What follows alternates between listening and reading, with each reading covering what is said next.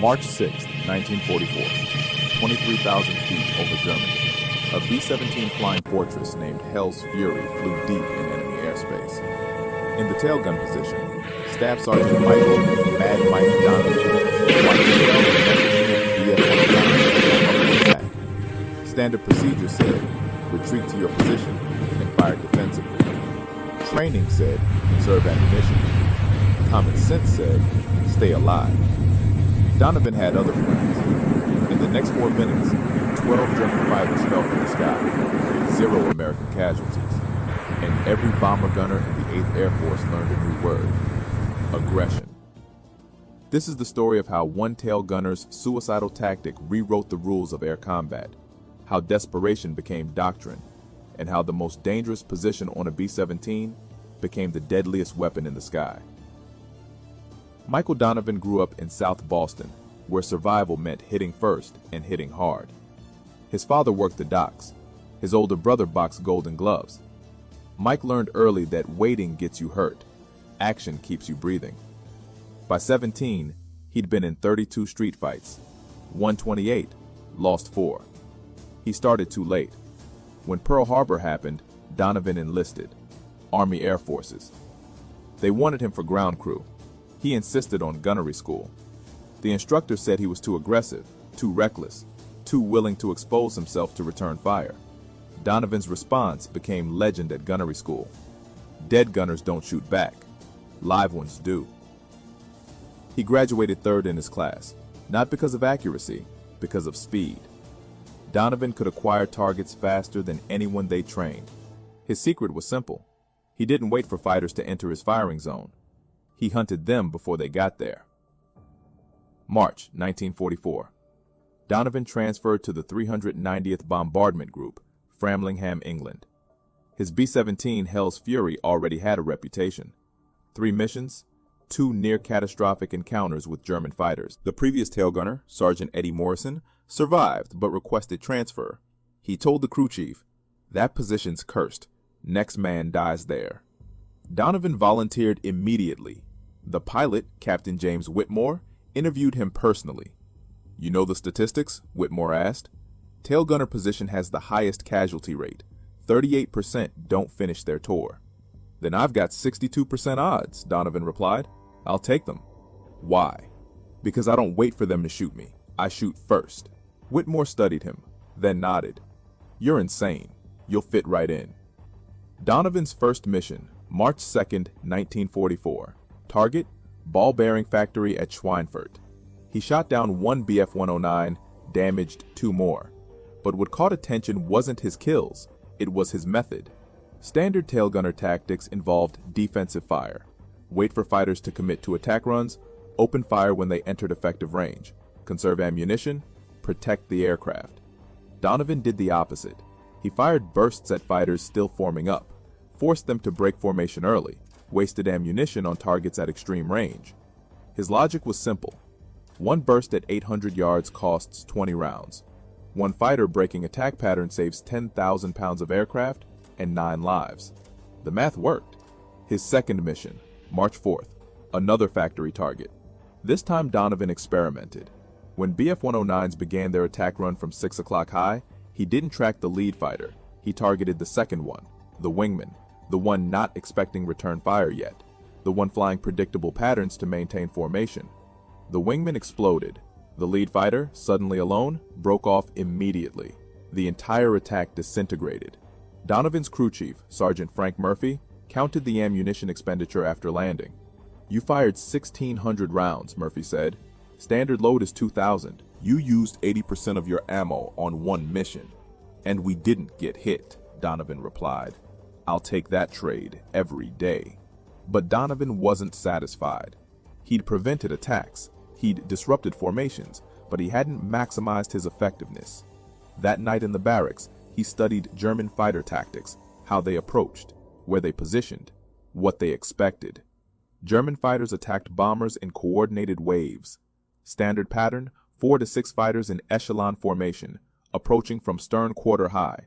Lead fighter drew defensive fire. Wingmen exploited the gunner's focus on the primary threat. Standard American response, track the lead threat, Engage when certain of hits. Conserve ammunition for multiple attacks. Donovan saw the flaw. American gunners reacted. Germans dictated. The initiative belonged to the attacker. Every defensive doctrine assumed the enemy controlled timing. What if you reversed it? What if you attacked first? What if you forced the enemy to react to you? March 6, 1944. Pre-mission briefing. Target: aircraft factory at Augsburg. 800 B-17s, 2,500 German fighters expected. Intelligence predicted heavy losses. Whitmore gathered his crew. This one's going to be rough. Stay sharp, stay alive. Donovan raised his hand. Permission to try something different, sir. Like what? Aggressive fire. I want to engage fighters before they commit to attack runs. Force them to defend before they attack. Whitmore frowned. That burns ammunition. You'll be dry before the real fight. Or I'll prevent the real fight, Donovan said. Sir, we've been playing defense for 2 years. How's that working? 38% tail gunner casualty rate? Maybe it's time we stopped waiting to get shot. The pilot considered, then nodded. You've got one mission to prove it. If we get shredded, you're off the gun. Deal. They took off at 0647 hours. Formation assembly over East Anglia. Climb to altitude. Cross the channel. Enter German airspace at 0824. The routine felt almost mechanical until the call came at 0919. Fighters, 6 o'clock high, 12 bandits. Donovan swiveled his twin 50s, 12 Bf-109s, 2,000 yards out, forming up for coordinated attack. Standard response? Wait until they commit, then engage the lead fighter. Donovan did neither. He opened fire immediately, at 2,000 yards, maximum range, low probability hits. The tracers arced through empty sky. Most missed by hundreds of feet, but the effect was immediate. The German formation scattered. Lead fighter broke right. Wingmen hesitated. The attack pattern disintegrated before it started. Donovan, cease fire! Whitmore's voice crackled over the intercom. You're wasting ammunition. Negative, sir. Watch what happens next. The German fighters regrouped, but now they approached cautiously. Not the aggressive diving attack pattern. Hesitant. Probing. The initiative had shifted. Donovan tracked the new lead fighter. Waited until 1,500 yards. Then opened fire again. Short, controlled bursts. Not aiming to hit, aiming to intimidate. It worked. The formation broke again. But one Bf-109, the wingman on the left, maintained course. Aggressive, experienced. Donovan recognized the type. Veteran pilot. Wouldn't be intimidated. Required different tactics. He let the fighter close. 1,400 yards. 1,300. 1,200. The range where most gunners would open sustained fire. Donovan held. The German closed further. 1,100 yards. 1,000. Now the fighter filled his sights. Donovan fired. Not a burst, a sustained barrage. 200 rounds in 3 seconds. The concentration of fire was overwhelming. The Bf-109 tried to brake, but flew directly into the stream of tracers. The engine exploded. The aircraft disintegrated. Pieces tumbled earthward. Good kill. The radio operator's voice. Donovan just splashed one. But Donovan wasn't celebrating. He was already tracking the next target. The remaining 11 fighters had regrouped. Now they knew the tail position was dangerous. They'd adjust tactics. Come from different angles, split his attention, standard counter to aggressive defense. Donovan expected this. He'd planned for it. When the fighters split into 2 groups, 6 attacking from 6 o'clock, 5 from 7 o'clock, he didn't try to engage both. He focused everything on the 6 o'clock group, ignored the 7 o'clock threat completely. Waist gunner, you've got 7 o'clock, Donovan called. I'm holding 6. The waist gunners, Sergeants Tommy Price and Carl Johnson, opened fire on the 7 o'clock group. Donovan concentrated on his sector. 6 fighters diving toward them. He picked the lead aircraft, fired, hit. The fighter exploded. The remaining 5 broke formation momentarily. Donovan immediately shifted to the new lead fighter, fired again. Another hit, another explosion. In 30 seconds, 3 Bf-109s fell. The remaining 9 fighters broke off completely, not retreating to reposition for another attack. Full retreat, fleeing from a single tailgun position. The formation flew on. Donovan reloaded, checked his ammunition. He'd expended 1,200 rounds, 800 remaining. Enough for 1 more sustained engagement, or 2 brief ones. The question was whether the Germans would return. They did. 15 minutes later. This time 18 fighters, a full Staffel. They'd seen what happened to the first group. They were prepared. They attacked from multiple vectors simultaneously. 6 o'clock, 7 o'clock, 5 o'clock, 4 o'clock. Overwhelming firepower from every stern quarter. Standard response, defensive fire. Try to cover all angles. Divide attention. Survive through evasion and luck. Donovan chose violence. He ignored the 4 and 5 o'clock attackers, let the waist and ball gunners handle them.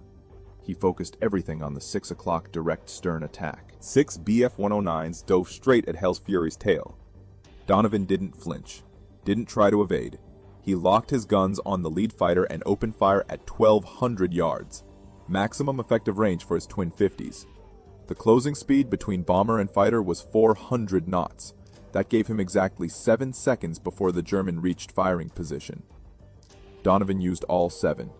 He walked tracers directly into the lead Bf-109's flight path. The fighter couldn't evade without breaking attack formation. The pilot held course. Fatal mistake. At 800 yards, Donovan's rounds found metal. The fighter's canopy shattered. The aircraft rolled inverted and fell. 5 remaining. Now 400 yards between them and Hell's Fury. 3 seconds to impact. Donovan shifted to the next fighter. No time to track properly. Pure instinct. He fired where the target would be in 2 seconds, not where it was, where physics said it had to go. The second Bf-109 flew directly into the stream of bullets. Catastrophic damage to the engine cowling. The fighter exploded in a ball of orange flame. Debris scattered across the sky. The 3 remaining fighters broke formation immediately, not repositioning for another pass, full defensive maneuvers, fleeing from a single gun position. Jesus Christ! Whitmore's voice crackled over the intercom. Donovan just splashed 2 more in 3 seconds! But Donovan wasn't celebrating. He was reloading. His last ammunition belt. 400 rounds remaining and the mission was only half over. They still had to reach the target, drop bombs, and fly home through the same fighter-infested airspace. The formation continued toward Augsburg. German fighters regrouped at a distance. 12 aircraft remaining from the original 18. They'd learned their lesson. Direct stern attacks cost too much. They needed different tactics. What came next surprised everyone. The German fighters didn't attack. They shadowed the bomber formation, Stayed just outside gun range, waited. Whitmore recognized the pattern immediately. They're calling in reinforcements. We're about to get hit by everything they've got. He was right. 10 minutes later, radar picked up new contacts. 36 fighters, a full grouper. 3 Staffeln of Bf-109s and FW-190s. Combined with the 12 already shadowing them, Hell's Fury faced 48 enemy fighters against a single B-17's defensive armament. Standard procedure in this situation: radio for fighter escort, tighten formation with nearby bombers, maximize overlapping defensive fire, survive through coordination. But Hell's Fury had drifted from formation during the earlier attacks. The nearest friendly bomber was 3 miles away. No P-51 escorts in range. They were alone. Donovan checked his ammunition. 380 rounds against 48 fighters. The math didn't work. Unless he changed the equation. "Captain," Donovan called over the intercom. "Permission to try something." "What?" "Attack." Silence. Then Whitmore's voice, carefully controlled. Explain. Those fighters are forming up for coordinated assault. Give them 2 minutes and they'll hit us from every angle simultaneously. We can't defend against that, but we can disrupt it. If I engage while they're still organizing, I can force them to scatter before they're ready. You'll be out of ammunition in 30 seconds. Then I better make them count, Donovan said. Sir, defensive tactics don't work when you're outnumbered 20-1. Our only chance is aggressive action while they're still vulnerable. Whitmore considered for 3 seconds, then made his decision. Do it. If you get us killed, I'm writing your family a very angry letter. Donovan didn't waste time responding. The German formation was 2,000 yards out, still organizing. Lead elements establishing attack vectors. Trailing elements moving into support positions. Perfect vulnerability. Donovan opened fire. Not short controlled bursts, not suppressive fire, maximum sustained barrage. He poured 200 rounds into the formation's center in 8 seconds. Not targeting specific aircraft, targeting the space where coordination happened, where fighters maintained formation discipline. The effect was immediate and catastrophic. Tracers crossed through the formation's core. One Bf-109 caught fire and spiraled down. 2 others collided trying to evade. The entire formation disintegrated into chaos. 48 fighters scattered in every direction. No coordination, no attack plan. Just individual aircraft trying to survive. Holy! Whitmore didn't finish. He didn't need to. Everyone saw it. One tail gunner with a suicidal attack run had just broken up the largest fighter assault any of them had witnessed. But Donovan knew the truth. He'd bought them time. Maybe 2 minutes. Maybe less. The Germans would regroup. They'd be angry now. Aggressive. The next attack would come fast and furious. And he had 180 rounds left. The German fighters regrouped faster than expected. 90 seconds. This time they didn't bother with coordinated tactics. They swarmed. 12 fighters dove from 6 o'clock simultaneously. No formation, no strategy. Just overwhelming violence. Donovan picked his targets carefully. Not the closest fighters. Not the most aggressive.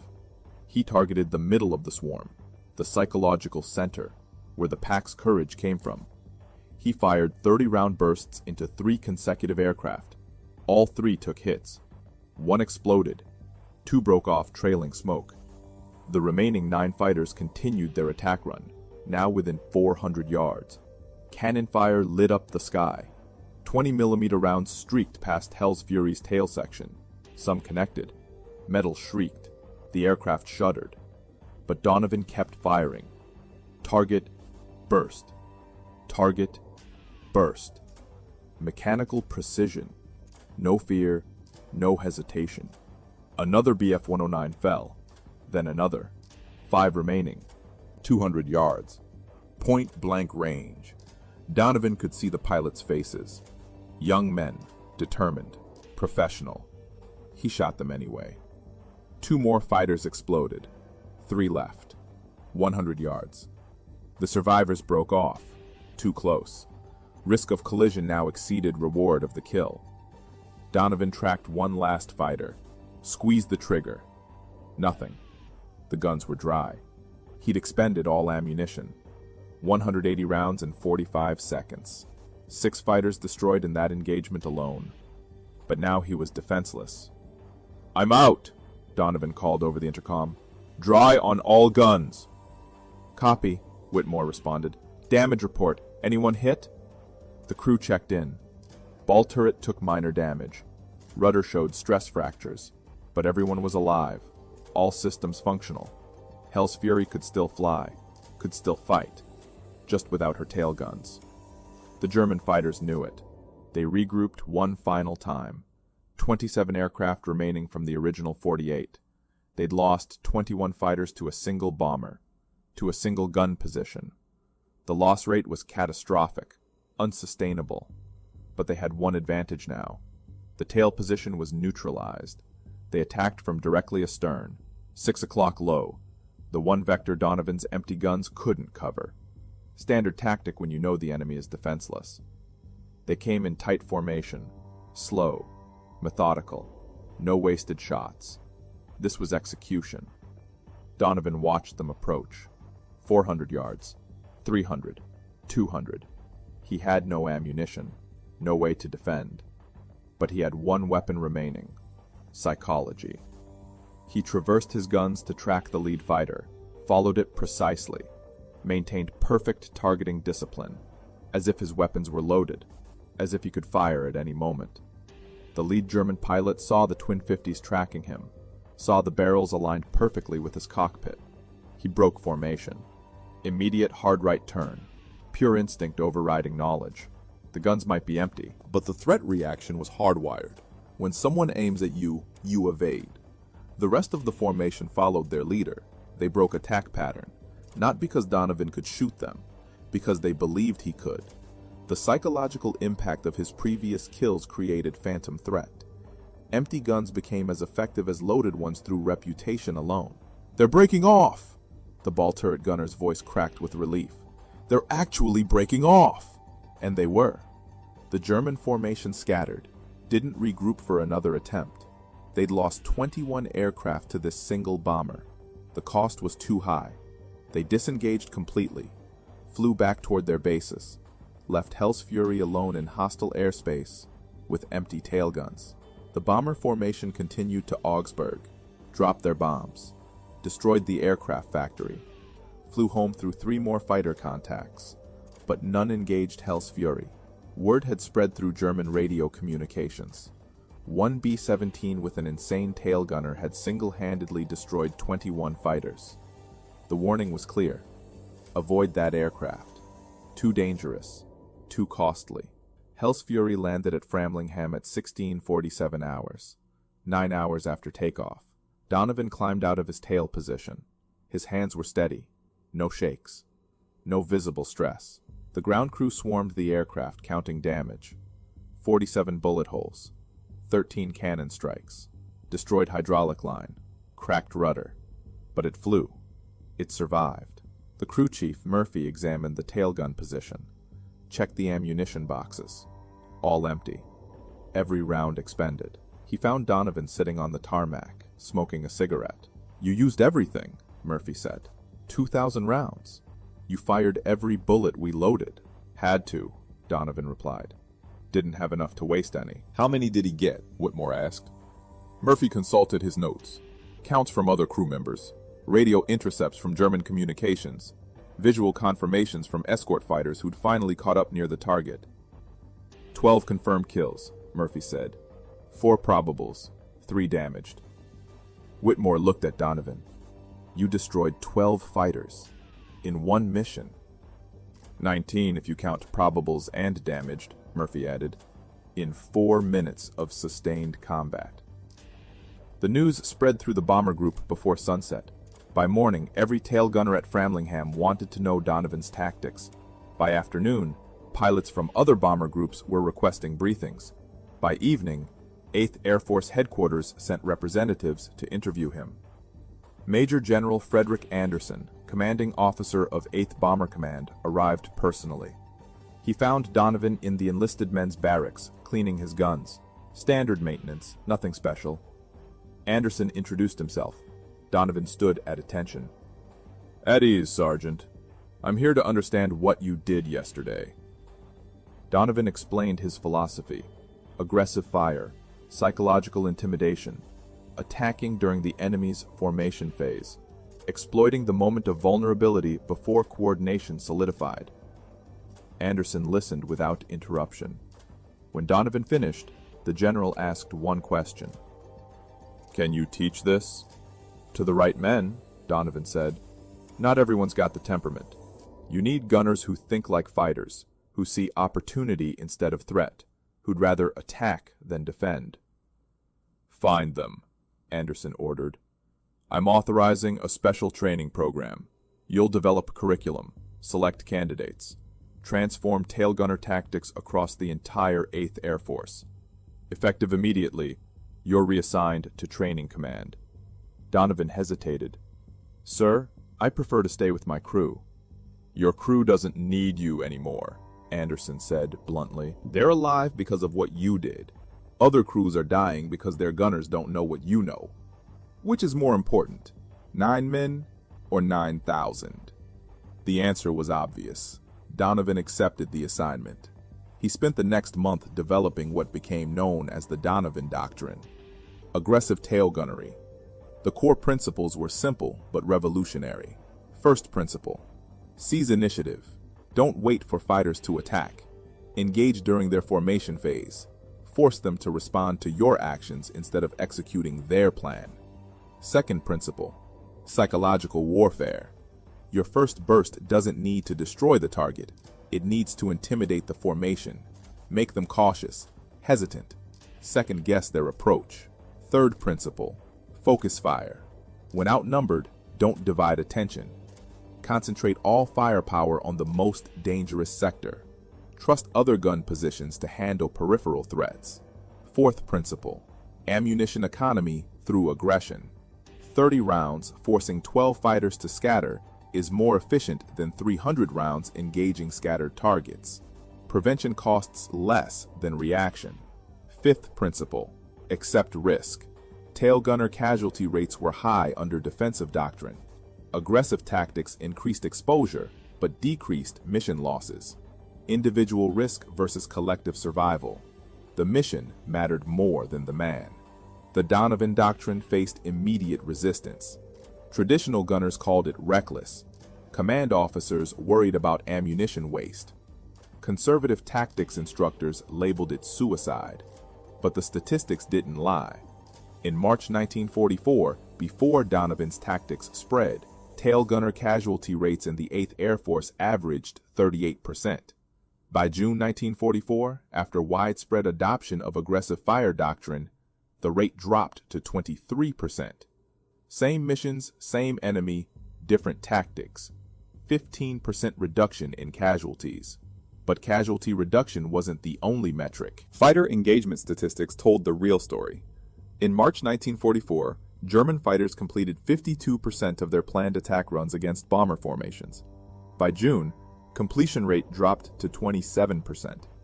Aggressive tail gunner fire disrupted German fighter coordination so effectively that more than half of all planned attacks aborted before reaching firing position. The psychological impact extended beyond individual missions. German fighter pilots began avoiding bombers known to employ aggressive gunners. Radio intercepts captured German squadron leaders warning pilots away from specific American formations.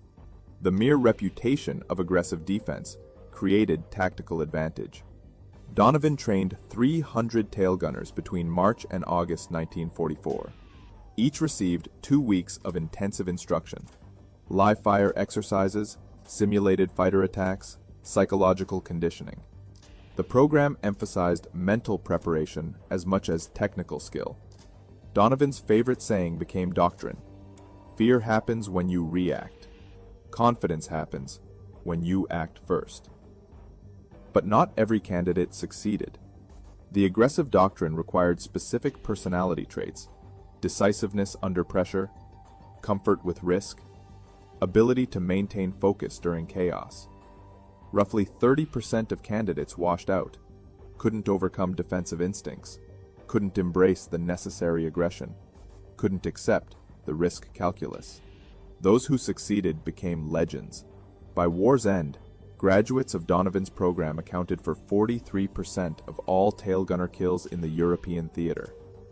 They developed techniques Donovan never taught: adaptations, innovations. The doctrine evolved beyond its creator. One graduate, Sergeant Thomas Bailey, destroyed 16 fighters in his first 4 missions. Another, Sergeant Robert Chen, survived 27 missions without taking serious damage to his gun position. The aggressive doctrine didn't just increase kills, it increased survival rates through deterrence. German pilots learned to recognize aggressive gunners. The telltale signs were consistent: early opening fire at extreme range, sustained barrage instead of conserved bursts, tracers walking through formation centers.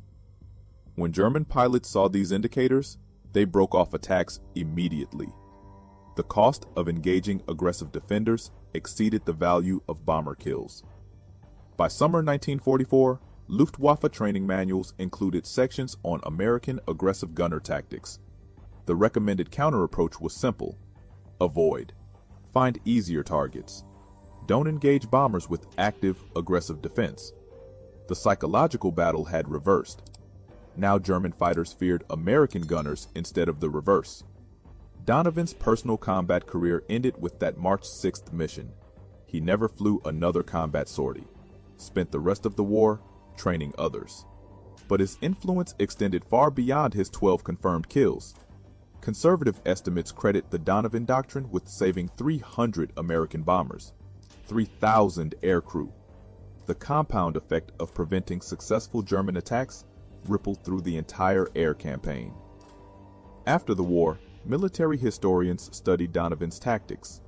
The principle of aggressive defense became incorporated into aerial combat doctrine for multiple nations: Soviet Union, Britain, even Germany. In post-war analysis acknowledged the effectiveness. The concept spread beyond bombers: fighter escorts, ground attack aircraft, naval aviation. Wherever defensive positions existed, Donovan's principles applied. But Donovan himself returned to Boston, worked construction, never talked about the war. When journalists tracked him down in the 1960s, he declined interviews. "I did what needed doing," he said. So did 300 other gunners. They're the real story. One of those gunners, Bailey, disagreed. In a 1972 interview, he explained Donovan's impact. "Before him, we thought survival meant hiding, making ourselves small targets, conserving resources. Mike taught us survival means making the enemy scared to attack you. Sounds simple. Changes everything." The numbers proved Bailey's point. 8th Air Force conducted detailed analysis in 1945. They compared bomber losses before and after aggressive gunner doctrine implementation. March through May 1944. Average losses of 14 bombers per 1,000 sorties. June through August 1944. Average losses of 8 bombers per 1,000 sorties. Same targets, same German defenses. 43% reduction in losses. The difference? Gunners who shot first. German records captured after the war revealed the enemy perspective. Luftwaffe after-action reports from summer 1944 consistently mentioned American gunner aggression. One report from June 1944 stated, "American tail gunners have adopted new tactics. They engage formations during approach phase with sustained fire. Effect is psychological disruption of attack coordination. Recommendation: avoid direct stern approaches. Utilize high-angle diving attacks from 11 o'clock or 1 o'clock positions." The recommendation proved difficult to implement. High-angle diving attacks required different training, different coordination, different risk assessment. Many German pilots couldn't adapt. Those who tried anyway encountered aggressive waist gunners using similar tactics. The Donovan doctrine had spread to every defensive position on American bombers. By August 1944, German fighter effectiveness against American bombers had declined by 63% compared to January 1944 levels. Multiple factors contributed: better fighter escorts, improved bomber formation tactics, strategic targeting of German oil production. But internal Luftwaffe analysis attributed 28% of the decline specifically to American aggressive gunner tactics. Donovan never knew these numbers, never saw the German analysis, never learned the full extent of his influence. He died in 1998 at age 76. Boston Globe obituary mentioned his Distinguished Service Cross, his 16 years working construction, his wife Margaret, and 3 children. One paragraph mentioned his war service: tail gunner, 8th Air Force, developed new tactics. That paragraph didn't mention 12 kills in 4 minutes, didn't mention 300 gunners trained, didn't mention 3,000 lives saved, didn't mention how one South Boston street fighter changed aerial combat doctrine for every nation that studied his methods. His funeral drew 17 people, family mostly, 2 war buddies. No military honor guard, no 21-gun salute, just a quiet service at St. Augustine Cemetery. The priest who performed the service didn't know about March 6, 1944. Didn't know about the Donovan doctrine. Didn't know he was burying a man who'd altered the course of aerial warfare.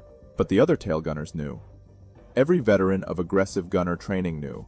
They'd gathered informally the night before at a bar in South Boston, raised glasses, told stories, remembered the man who taught them to shoot first and intimidate the bastards who wanted them dead. Bailey, now 74, gave the toast. Mike Donovan never thought he was special, just a guy doing his job. But his job saved 3,000 of us. Every bomber that made it home because German fighters broke off their attack. Every gunner who survived his tour because he learned to be aggressive instead of defensive. Every mission that succeeded because the enemy was too scared to engage.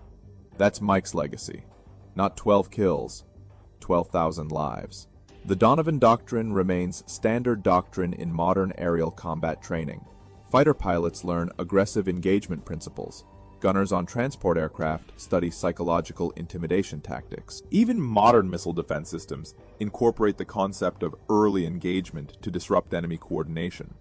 March 6, 1944 lasted 4 minutes. 1 tail gunner, 12 enemy fighters. The moment when defense became offense. When reaction became action. When one South Boston street fighter proved that survival doesn't come from hiding. It comes from making your enemy too scared to fight. Michael Donovan fired 2,000 rounds, destroyed 12 aircraft, saved 3,000 lives, changed warfare forever. Not because he was special, because he refused to wait for death to come find him. He went hunting first. If this story moved you, please like and subscribe. Your support helps us preserve these histories. Tell us in the comments, where are you watching from? We honor the courage of these men by remembering their names. Thank you for keeping their stories alive.